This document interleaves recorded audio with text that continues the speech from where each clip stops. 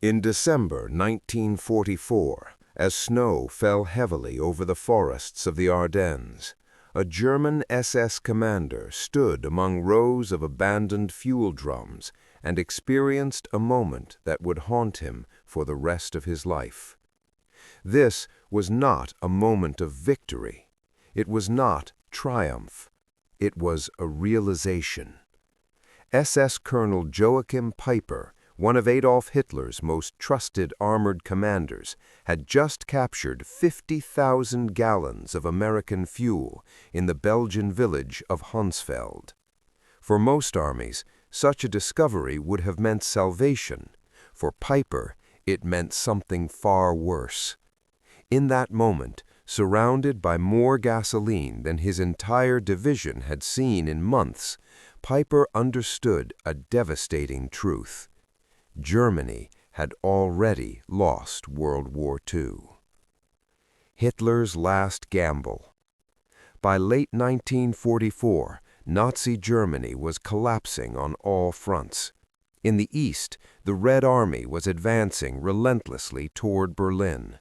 In the west, Allied forces had liberated Paris and were pushing toward the German border. German cities lay in ruins.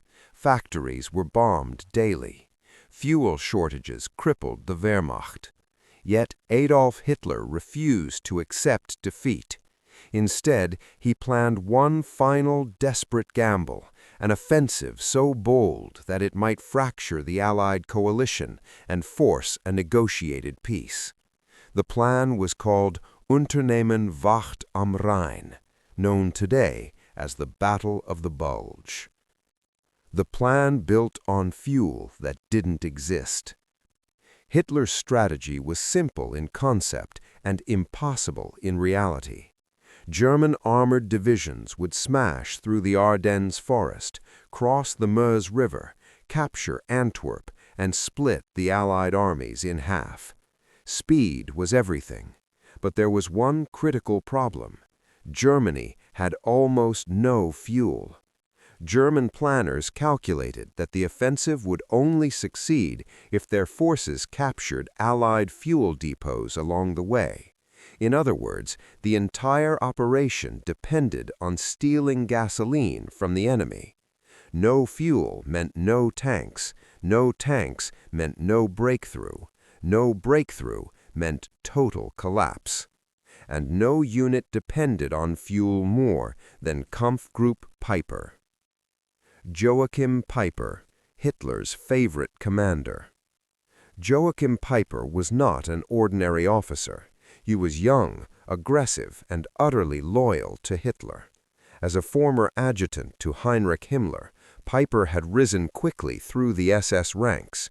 By 1944, he commanded the spearhead of the 1st SS Panzer Division, the elite force tasked with leading the Ardennes breakthrough. Peiper's orders were clear: advance rapidly, ignore flanks, capture fuel at all costs. His tanks rolled forward with fuel gauges already near empty. The Ardennes, snow, chaos, and desperation. The offensive began on December 16, 1944. At first, surprise worked. American lines were thin. The weather grounded Allied aircraft, and German units advanced through snow-covered forests. But problems appeared immediately. Roads were clogged, bridges were destroyed, fuel trucks lagged behind. German tanks stalled, abandoned by the roadside due to empty fuel tanks. Peiper pushed forward anyway. He had no choice. Honsfeld, the unbelievable discovery. On December 17th, Peiper's unit reached the village of Honsfeld. What they found there was astonishing: an abandoned American supply depot.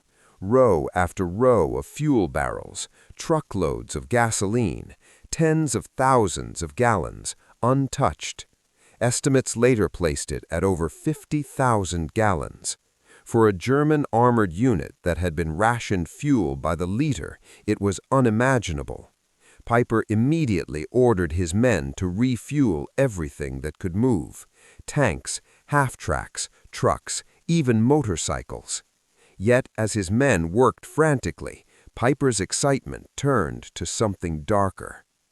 The realization. Standing among the fuel drums, Peiper began to understand what this discovery truly meant. This fuel was not hidden, it was not carefully guarded. The Americans had so much gasoline that they could afford to abandon it during a retreat.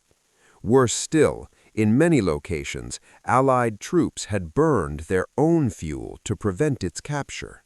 They could afford to destroy what Germany desperately needed. In that moment, Peiper grasped the scale of the imbalance.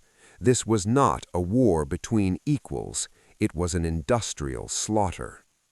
Logistics, the real war. World War II was not decided by tactics alone. It was decided by factories, oil fields, and supply lines. The United States produced approximately 1.8 billion barrels of oil during the war. Germany produced about 33 million.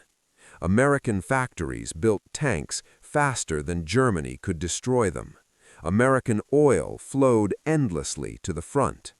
German tanks, by contrast, often sat idle, not because they were damaged, but because they were dry.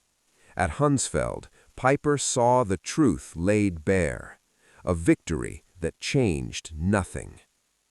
Despite the fuel capture, Peiper's situation did not improve. Road congestion, Allied resistance, and mechanical failures slowed his advance. Fuel could not be distributed efficiently. Captured gasoline was lost again as vehicles were destroyed. The offensive stalled.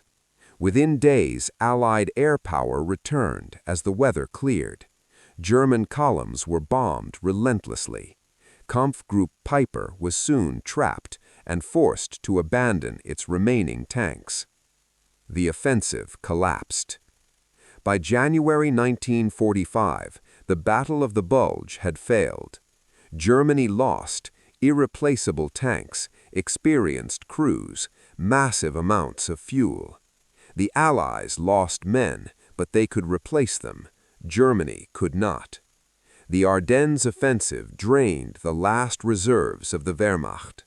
After it ended, Germany had no strategic options left. Peiper's words after the war. Years later, Joachim Peiper reflected on the war. He described the fuel depot at Honsfeld as the worst thing that could have happened, not because it failed to help him, but because it revealed the truth.